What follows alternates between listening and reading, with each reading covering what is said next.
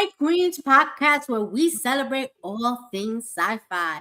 If you are new to our channel, we ask that you hit that subscribe and notification bell. We would really appreciate it as it will help our channel be supported and you will be able to know when our next shows come up. So also check out our website that's scrolling at the bottom of the screen, sci-fiqueens.net. You will find information on the shows, the queens, and our merch store as well. I am your host, Nita, and with me tonight are my co-hosts, Sarah and Tiffany. Yes, We are and back. we are back. Yes, we're back. Yes. How are you doing, Tiffany? What's going on, Queen of the Nerds? I'm good. Everything's good today because after this, I'm going to get ice cream. So the day is looking up. What? Have a scoop for me. The I day is love looking ice up. cream. Yeah, it's really nice here. It's really nice here today. That's good. Excellent. And Sarah, Queen of Darkness, how are you doing? I'm doing It okay. sounds like I should say that British. I don't know why. You're so funny. I'm okay. I'm a little stressed because it was right to the wire to get here, but I'm here. It was. So Yes, I'm so and the play excited. was wonderful, so everything was good. Oh, that's so awesome. I'm so glad. Yes. So guys, we took a little bit of a break. We needed it. Well, I sure did. And we are just here excited to start talking about female astronauts, the ones on TV, the ones in movies, and real life astronauts. Yes, that is what we're going to be talking about tonight. Okay. But before we can start talking about that, we need to start talking about the one person that changed the face of astronauts. Okay. The person who influenced women of color and people of color in general to be able to have this special, very special opportunity to go to space. And that is the beautiful, the one, the only Nichelle Nichols. Okay. She founded back in the 70s Women in Motion, a foundation that opened doors for women of color to be able to be a part of the space program. And that is something that without her, women in general wouldn't have this opportunity, especially not women of color. For sure. And we can't talk about astronauts without talking about the woman who put us in space. She put women and women of color in space because before her, how many women had any authority in space or were even in space? How many women of color we saw that were in space? We didn't. That's the bottom line. And I am so glad that we are able to have her pioneer this because she was a part of something that was great and important and that mattered. And this is huge. This is definitely huge for women in general. Absolutely. But Tiffany has a little something for us. I don't know if you want me to start with your slides or do you want to say something before we start with slides or what are we doing tonight, Tiffany? You can start with the slides. We can start with the slides. Okay.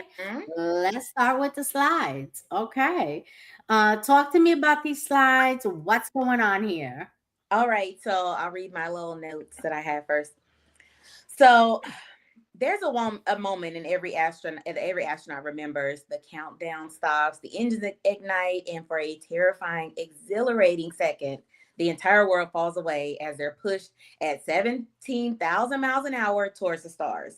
Now close your eyes and imagine, who do you see in the capsule? If you grew up watching movies in the 1950s, you probably are imagining a man. Strong jaw, crew cut, probably named Buzz or Jim or something like that.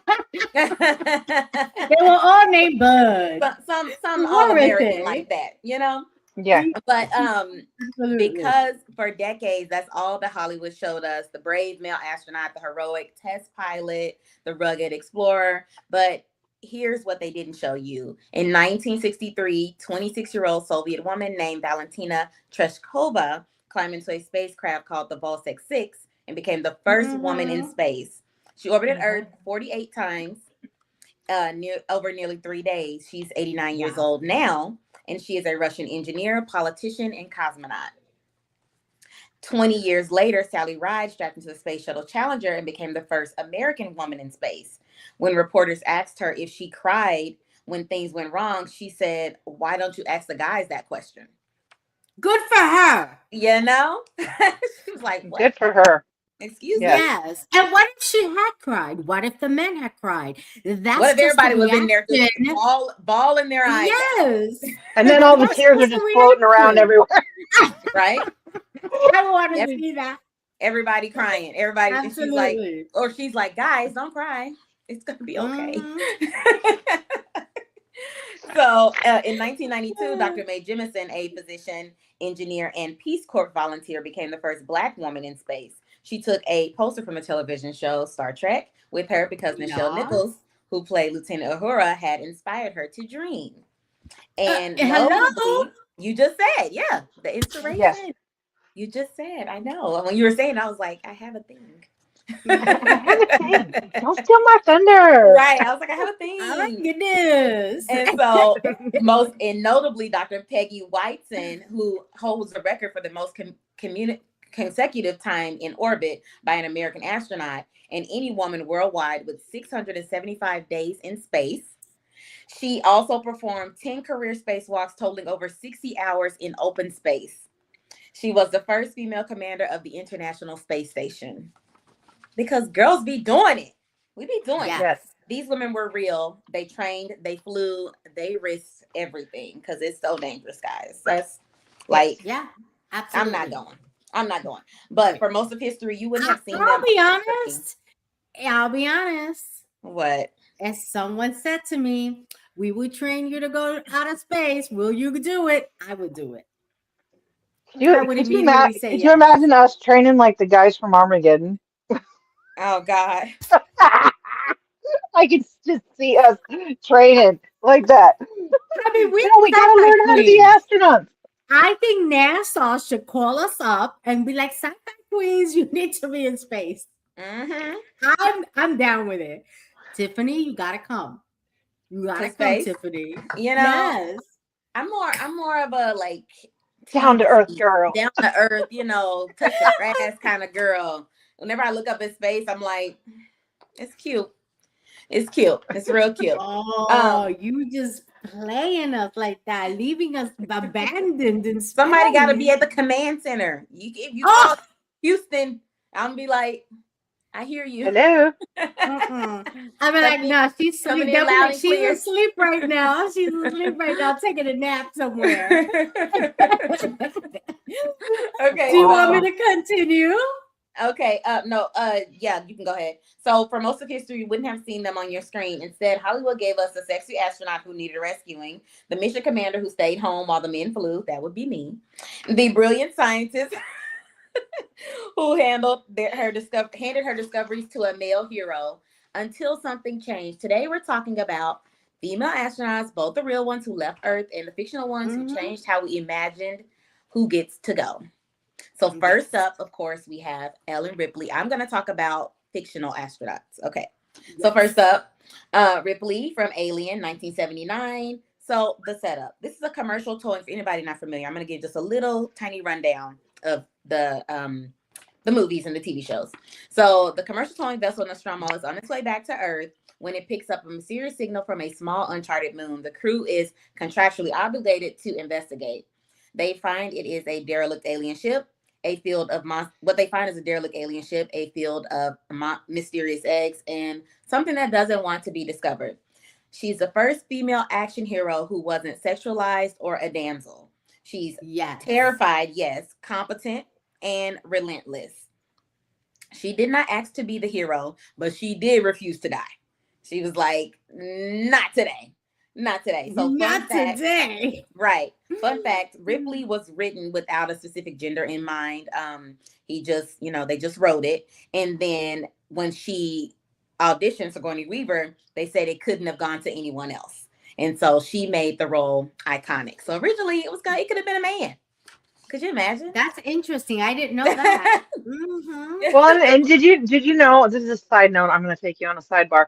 Did you know that Alien was actually supposed to be a comedy? It was supposed to be like Space Truckers, and it was supposed to be a comedy, What? and then it went a different way. Oh And yeah, yeah. That it definitely was did go a originally different wrote way. it. That's why the male crew are like 70s truckers, because that's what they are. Mm, And that's how the characters were written, because it was supposed to be like space truckers hauling junk and, doing their thing. And then they went a different way into the sci-fi and kind of horror, I guess, kind of. yeah. But Yeah. it's just an interesting sidebar. I'm sorry to interrupt, Tiffany. No, no, no. You're good. Yeah, No, that's an definitely. excellent We need sidebar. those little tidbits. We need a side quest. We need it. I knew you're gonna have something that I didn't have though, because you are alien girl. Um, Mm-hmm. but you can go to the next slide. Yes, ma'am. Well, that's my next one. Oh yes, Contact, Dr. Ellie Arroway. So Contact Yeah. is a Mm-hmm. 1997 film. In it, Dr. Arroway is a scientist who has spent her career listening to the stars, watching for any signal that isn't random noise. And then one day she finds it, a transmission from the Vega system, 26 light years away. It contains engineering schematics for something that looks like a machine. First of all, if I got some schematics from outer space, am I building Just this gonna machine? question it. Am I am Yeah. I am I just building? It's like the aliens are like, I'm gonna send you a signal because we need y'all to get this built for us when we get there. We're gonna need It this when makes we sense. invade. It makes sense. It makes perfect sense We're to gonna me. need this. We're gonna need this when we invade. Yes, Yeah, yeah. I think so. I think it makes perfect sense. I think that if I got some schematics from aliens from outer space, I would totally build it. Mm-hmm. Mm-hmm. A Mm-hmm. 100%, no questions asked. I'm gonna build it. Let's see what happens. No, we don't. We're not doing that. We're not doing that. Okay, we're not doing that. We're No. not doing that. Hold on, guys. I'm trying. I do think that our curiosity would take some people to To build do that. things to Yeah. do that. Yeah, But I it, think it could have human very well curiosity. been, it could have been the machine that it was, or it could have been a terraforming machine. I mean, it could have been a bomb. It could have Mm-hmm. been anything. And I think that's the point Tiffany's making, is that, we Hmm. blindly accept Oh yeah, and just, oh, okay, they sent us these schematics. They must want us to build something to communicate with them. Meanwhile, could it you could be imagine something. if we get schematics from outer space and it's just them trying to get us to build a bomb to kill ourselves? I They're think like, there's we're a gonna. Hey, little humor in that. look, look at the rats building the trap. Yes, exactly. Oh, guys, Mm-mm. sorry, I'm trying to.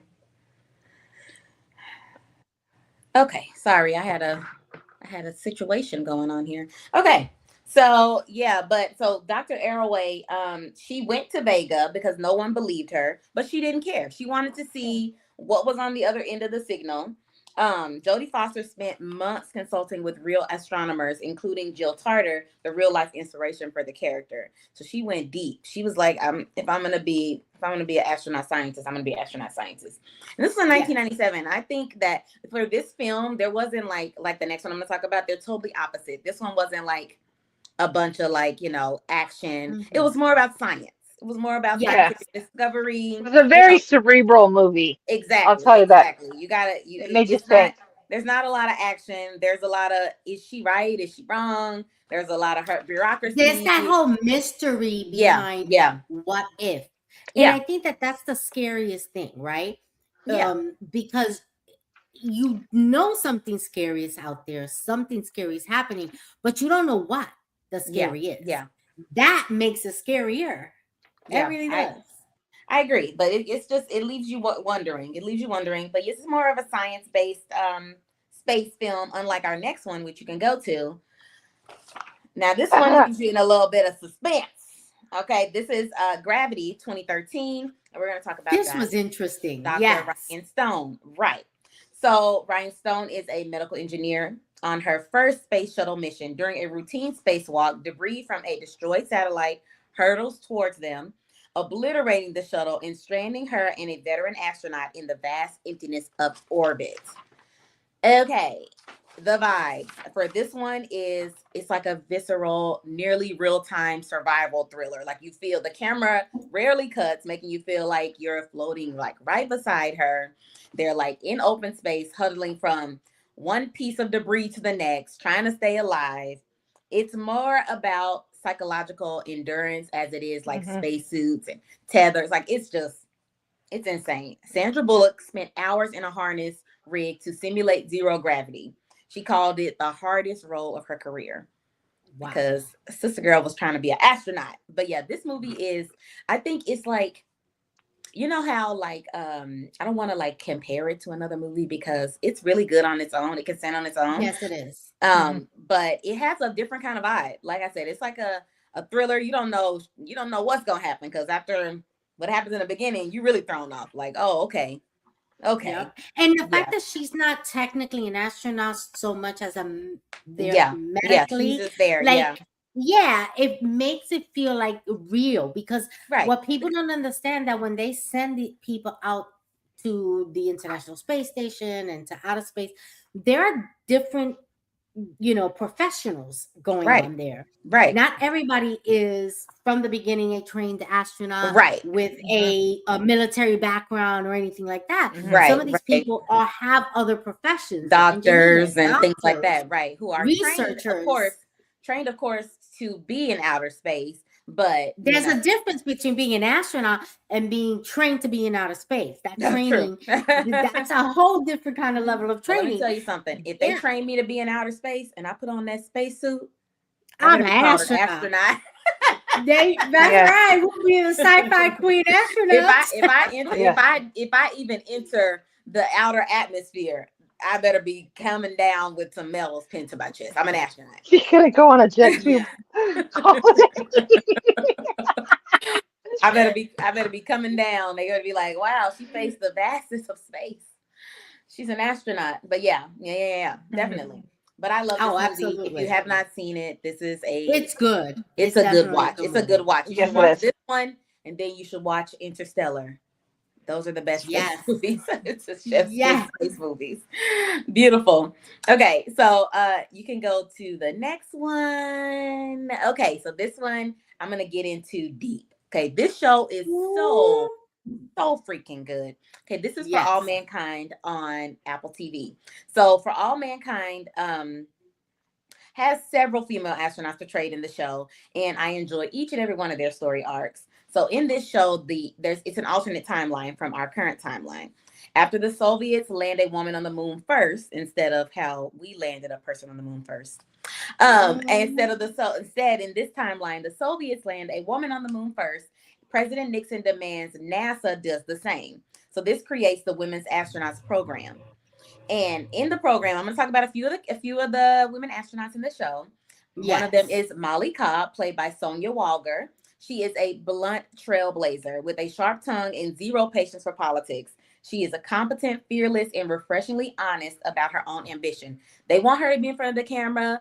They want her to be the face of the mission. She's just like, I just want to fly. I just want to get into it. Because in the beginning of the show, I'm not going to like spoil it, but in the beginning, of course, there's a male led space program. They're getting them ready to go to the moon. The space race still happens. They're getting them ready to go to the moon, but something happens to where, and so the women are training as well, but then they tell them they can't go. Like, sorry, no deal. And so they stop training. But then they have to compete with the Soviets. They're like, they got a woman, we need a woman. And so then they start fast tracking all these women who were pilots and who were training in the program before. And Molly was one of the women who were training in the program when it got cut. And so next we have Danielle Poole, played by Chris Marshall, who we also know from Paradise. She is the quiet. I was going to say, why does she look familiar? Yes, from Paradise. She is a computer engineer by training, brilliant, methodical, and calm under pressure. So another person who wasn't necessarily an astronaut, like you said, but is trained to go to space. So the show traces her over decades because each season there's a time jump. So it traces her over decades, a decades long journey from candidate to commander, and her personal sacrifices she made along the way. Because she, of course, is a Black woman in a space program. Still, even in alternate timeline, she had her struggles because the timeline ain't that altered. Okay, it's still Can the we have a same. timeline where this would not be an issue? For Nope. goodness sake, It was like it ain't that different. The only thing that changed was we wasn't first on the moon. exactly. But it did alter some of the things that have to happen, in order for the U.S. to catch up, for NASA to catch up to the Soviets. So next is Ellen Waverly Wilson. Now Ellen, played by Jodie Balfour, is such a multi-dimensional character. She is hiding who she really is. I won't say too much, but she's from a wealthy airline family, and she's a gifted pilot and engineer. But the thing that she's hiding is so taboo in the 1960s, and so she has to keep it hidden. There's a lot of scandals. Her story arc is insane over the seasons, but Ellen is one of my favorites. Next is Tracy Stevens, played by Sarah Jones. Now, Tracy starts off as a wife of one of the other astronauts.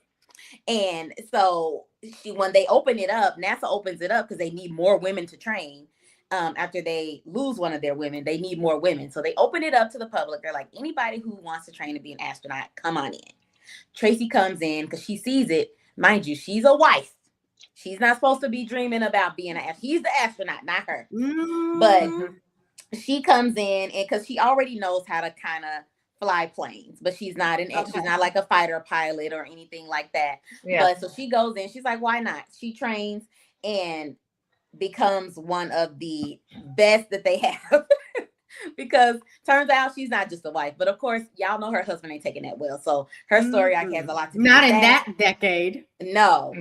This is 1960s, right? So her story arc has a lot to do with that. The fact that she's supposed to be at home making the food, not interesting. This is supposed to be a timeline that's different, and that hasn't changed it's either. Not that different. It's not different there either. It's not different there either. It's not different there either. Hey, Roots 2 for ya. Whoever you are, hey, welcome in. Welcome in. We are so happy to have you here. And we also have Holta Fuller. Oh, welcome in. Yes. So glad to have you guys here. Welcome. So another female astronaut that's portrayed in the show is Kelly Baldwin, played by Cynthia Wu. And Kelly is adopted by one of the NASA astronauts and his wife. I won't spoil that part. But she is adopted by one of them. And so she grows up surrounded by the space program. She's in the next generation of astronauts after these women, trailblaze and show her that she can be an astronaut. Because after you see them, you're like, oh, wait a minute. So I'm a woman. I'm a little girl in school. I see women astronauts. I can grow up and be a woman astronaut because you see it. It's not just like I'm going to be the first woman astronaut. No, they're already doing it. She's surrounded by it. Mm-hmm. Exactly. She grows up in the thick of it. So she represents, like I said, the next wave of women in space who grew up seeing the female astronauts as normal. And so it was easy for her to imagine a future that maybe her mom couldn't. So like I said, this show has so many diverse female astronauts and other female scientists, that aren't even astronauts, but there's so many different female scientists and things in this show. It really is a very diverse cast that is actually, now that I'm thinking about it, mostly women. Mostly women, because even a girl show. The other main characters, last season, one of the main focuses was just 2 women. So I think it's mostly women. There are men there too, in case that's your thing, in case you got to see them. They there too, but and their characters are excellent as well. But this show takes you places you don't think you're gonna go. You are in space. You are also on Earth, so they have a lot of their Earth conflicts. But you are in space. You see the things that are happening. They build a space station on the moon. That's all I'll say. Okay, things get crazy. I'm there for it. Get crazy. I'm there for it. They go to another planet. I won't say which one. They build a space station there as well. So a lot happens. A lot of technology is advancing, in sci-fi kind of way because of the alternate timeline. They come up with different things, in order to get to where they want to go faster. Things happen that Yes, wouldn't that haven't happened here faster. So they get technology. absolutely. Like by the 1980s, they have more technology than we have now because of how things progressed. So Because I when will. women are put in charge, that's what happens. Can we just say that? Yes, you need to watch Mhm. this. It is so good. This is on Apple TV. I believe they're in their fourth season now, and they are getting one more season. So it's currently, I believe, in the fourth Ooh, season, getting one more season. nice. So if you want to wait, you can watch all of them together. But it's really, really good. And I'm just gonna tell you, I wasn't even gonna watch this at first. My mom kind of tricked me into watching it, and then I was hooked. I walked in on her watching. I was like, "What is this?" And she's like, "Oh, for Mhm. all mankind." And then I just sat down, and that was If it. Mama Queen says we gotta watch it, we gotta watch it. Yes, Yeah, we gotta yes, watch it. yes, yes. But this is Yes, this this is a good one. This is absolutely. a good one. Absolutely. But Sarah, the Queen of Darkness, well, you have a whole different approach of our female astronauts tonight. Yes, please. Are you ready? Are you Yes, ready? I'm ready. Oh, take it away. Apparently the dog's ready too. So hold on. I got to keep one hand on the Yes, dog and one hand on the computer. Goodness. Okay. Rude So this. 2 for ya. Yeah, you need to watch it. Tiffany got Okay. you hooked with anything you need to watch. So if you got a question, put it in the comment. We got your back. Go ahead, Queen of Darkness. Okay. This is Jessica Watson. Jessica Andrea Watson is an American NASA astronaut, geologist, aquanaut, and former international rugby player. Jessica Waddy Watkins was born May 14th, 1988 in Gatesburg, Maryland, to Michael and Carolyn Watson. Her family moved to Lafayette, Colorado, where she graduated from Fairview High School in 2006. She earned a bachelor's degree in geological and environmental sciences at Stanford, where she was a member of the rugby team. Watson began playing rugby during her freshman year at Stanford and remained on the team for 4 years. In 2008, during her sophomore year, she was a member of the Division I national championship team. In both 2008 and 2010, she became a member of the Collegiate Rugby All-American team. She is a former American women's national team rugby player for the Sevens and played for the USA Eagles in its third place finish at the 2009 Rugby World Cup. During the World Cup, she was the leading try scorer for the US team. So she's a badass on the ground. She's in space Hmm. too, but okay, so after Stanford, Yes, she well, yeah, is. go ahead. Yeah, after Stanford, Watkins earned her PhD in geology at UCLA.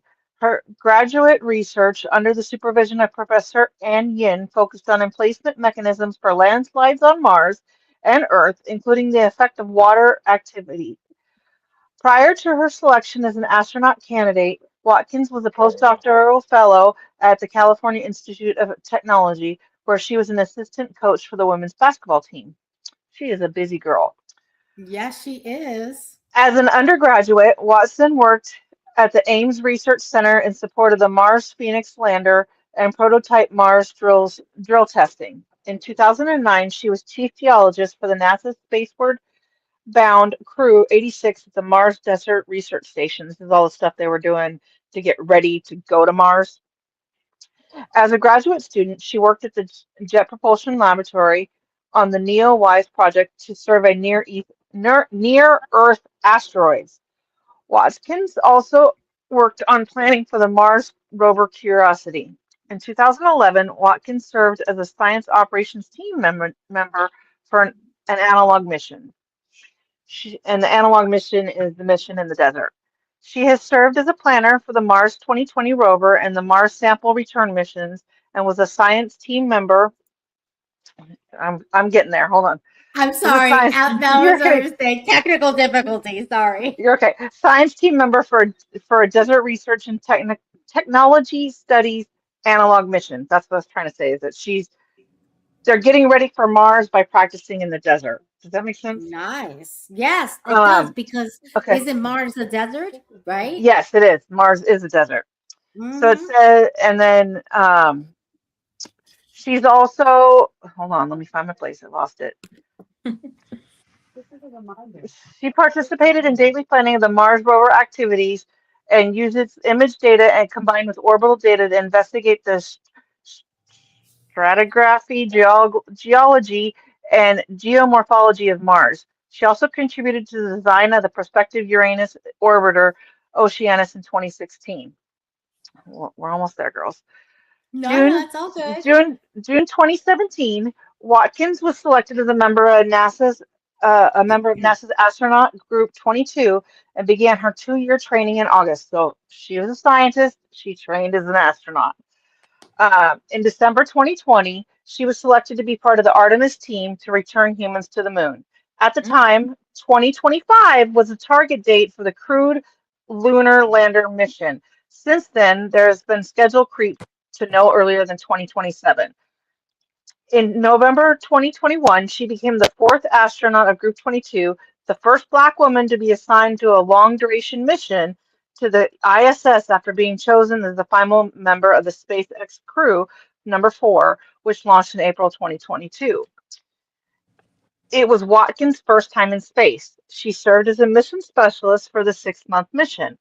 Her role involved observing and photographing geological changes on Earth, as well as on other investigations into Earth and space science, biological science, and the effect of long duration on space flight on humans. On June 22nd, this is important, June 9th, 2022, at 7:38 UTC, she became the Black woman with the most time in space, surpassing Stephanie Wilson's 43 days. Wow. Okay, this is the last little bit on her, I promise. But this is important. This has just happened like last week, like literally last week. On April 23rd, 2026, last week, NASA announced that Watkins was assigned to fly on SpaceX Crew 13 mission in September 2026 to become Oh, part of the what? ISS Expedition 7576. She's the Yes. commander. She is the Wow. commander of the Crew 13 What? mission.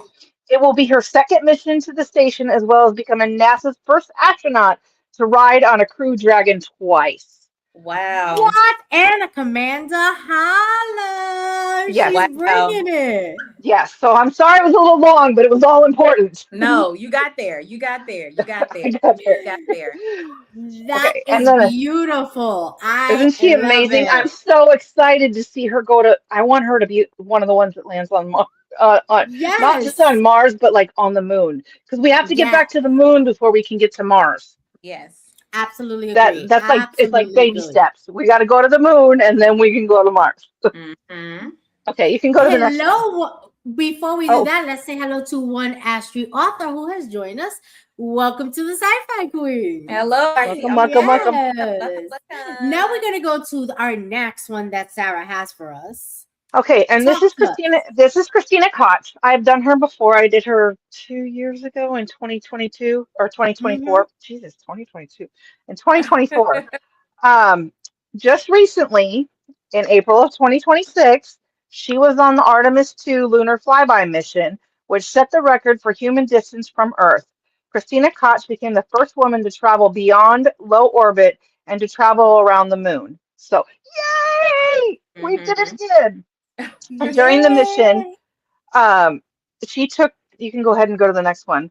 Okay. During the mission, she took this historic photograph called Earthset. This Nice. is That this is is the Earth beautiful. setting, and she got that from the dark side of the moon, obviously, because you can see that. The image is reminiscent of the iconic Earthrise image taken by astronaut Bill Anders 58 years earlier at the Apollo 8 crew flight Wow. when they flew around the moon. So Wow. this is Wow. amazing. But not only has someone taken an Earth set from the Wow. moon now, but it was a woman, and I'm Wow. just like, Yes. yes. And look at Anyways, the Queen. beautiful It's artistry of that gorgeous. It's picture. It's gorgeous. yeah, it's just absolutely beautiful. beautiful. Yes, Mhm. And it really gives you a perspective of yeah, Earth and how very small Earth actually is. Yeah. yes. Thank I you, mean, ladies. it is it's an amazing view. How It can is anyone not want to to leave be the out into planet. outer space? I want to be You're in gonna outer be space. Tiffany. She's coming Yes. for you.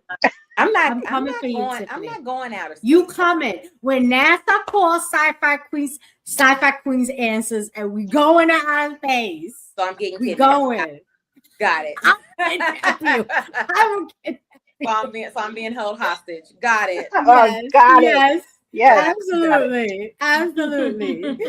So I'm gonna bring you guys some books on real astronauts and sci-fi. I put together a list. I have not read all of these books, guys.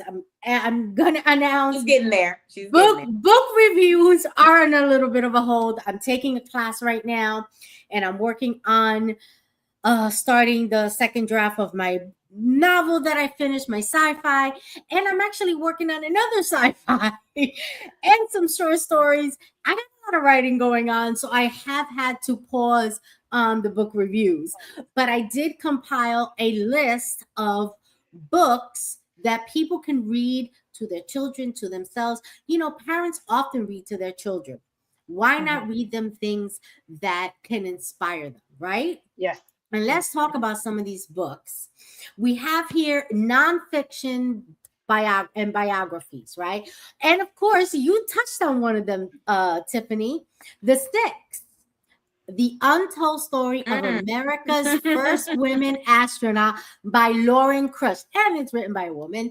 This acclaimed account follows the first six women selected by NASA in 1978: Sally Ride, Judy Resnick, Anna Fisher, and Kathy Sullivan, Shannon Lucy, and Ray Sedan. I hope I didn't butcher your name. I'm so sorry. As they navigate a sexist media landscape and rigorous training to reach orbit. Yes.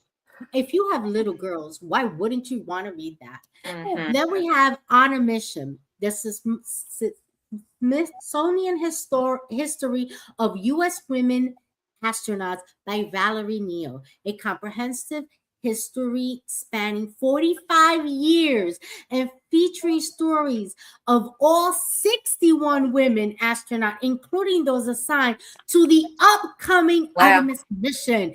Oh, yeah, that's the book to read. Yes. And we have Sally Ride, America's First Woman in Space by Lynn Mhm. Shear, a definite biography written by an ABC reporter who had an exclusive access to Rice's personal letters and diaries, offering a warm yet unsparing look at her public and private life.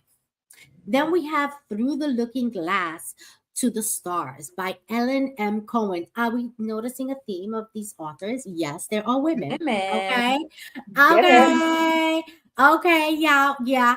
Yeah. That's that. I said what I said.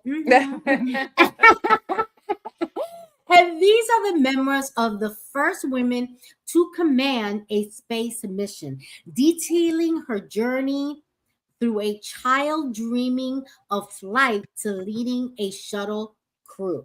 Mm. Then we have Mercury 13. These all should be TV shows. Apple, get it together. We know Apple TV watches us, of course. Of course. The Mercury 13 by Martha Ackman, the true story of 13 women pilots who in 1961 underwent the same secret medical testing as the Mercury 7 astronaut, but were What?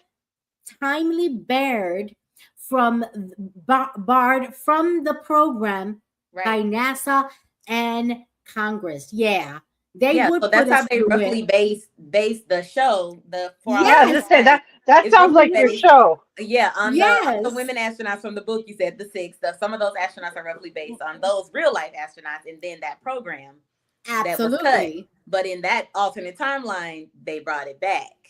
Yes, But they did, Okay. absolutely. you Now we got some science fiction know. because we are sci-fi and we talk about sci-fi. And if you enjoy the what if scenarios typical of your interest in Star Trek, right? These novels featuring compelling female astronaut protagonists. The Calculating Star by Mary Robinette Cowell. I hope I didn't butcher your name, Mary. I'm so sorry if I did. Part of the Lady Astronaut series, this alternate history begins with a 1952 meteorite strikes that necessitates a massive space effort. If it follows Elma York, a pilot and mathematician fighting for a seat on a rocket. Ooh. We always got to be fighting for that rocket, right? Mhm. Then we have The Wanderers by Meg Howry, a novel about three astronauts, including a famed female astronaut named Helen, who spent 17 months in a realistic simulation of a mission to Mars, exploring the psychological toll of deep space travel. Because there is definitely got to be some psychological toll Mhm. in Yes. space. Okay, then there's Good Morning Midnight by Lily Brooks Dalton, a post-apocalyptic, my favorite, post-apocalyptic story that follows an aging astronaut in Antarctica and a female astronaut returning from Jupiter, both of whom find themselves isolated after a catastrophic event on Earth. And finally, Atmosphere by Taylor Jenkins Reid.